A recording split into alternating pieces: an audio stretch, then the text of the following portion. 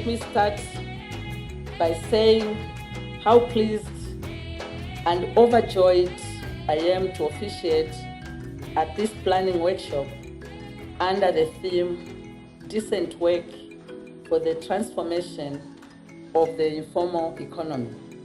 On behalf of the Government of the Republic of Zambia, allow me to thank the African Union Commission for collaborating with us in arranging this important workshop. The extension of social security to the informal economy is a subject that is close to my heart and is one of the priority areas of the government. I would like to state that very early when I was in the labor movement, I talked to my colleagues about the importance of organizing the informal sector. And at that point, most of them thought I was crazy, that we should bring the informal sector in our sector.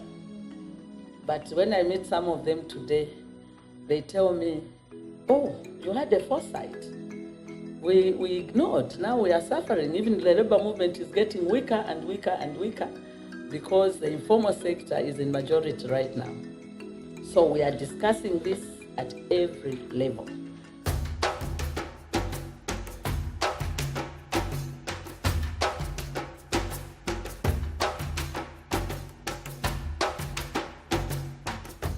We cannot continue leaving them behind and out of the systems we are putting in place in our countries. And this system today are covering at best 15% of the workers. So what do we do for the 80% other workers who are not covered at all by the employment and labor systems in our countries? So these gaps need to be covered, to be filled, and spare work as well as the program on upgrading from economy and the ILO frameworks are meant for countries to develop policies and strategy and address this gap in terms of coverage. The gaps are in three areas.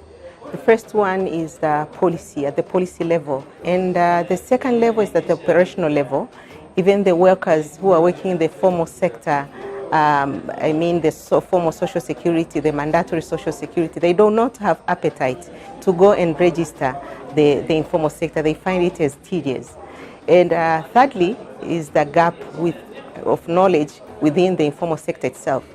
First, the trust. They don't trust so much the social security system at the moment, and they're not so sure whether their contributions will be safe, and they're not so sure whether the benefits will be adequate. So those are the three gaps. It is more about taking advantages of the many opportunities in the informal economy. It's suffice to say, for example, that on average, the informal economy contributes to 42% of the GDP in Africa. This is very important and it should be recognized. And moreover, it is contributing to between 60 to 80% of the job creation in the continent. Thanks to the European Union as well to the ILO and the Finnish government, the EU was able to already experiment the private work in countries like Zambia, and we are very happy and we are very recognizant to these partners who were able to demonstrate in some countries that it is feasible to engage in extension of social security to workers in the informal economy. I think that Zambia is among the 5 pilot countries of the EU project on decent work for the transformation of the informal economy. This always gives an indication of the importance that the EU is giving to Zambia as a champion country which is implementing spare work and other EU policies on social security and informal economy.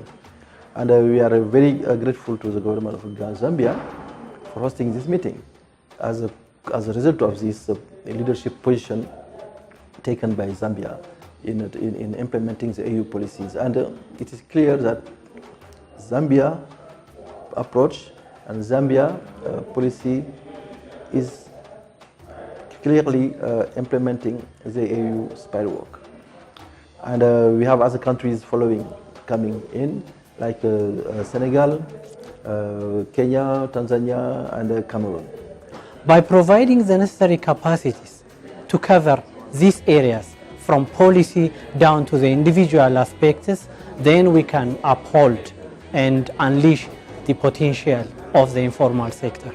And also being inclusive gender-wise and also the age dimension. I think this program is going to help us in harmonization of these policies so that we can have a focus to the informal sector.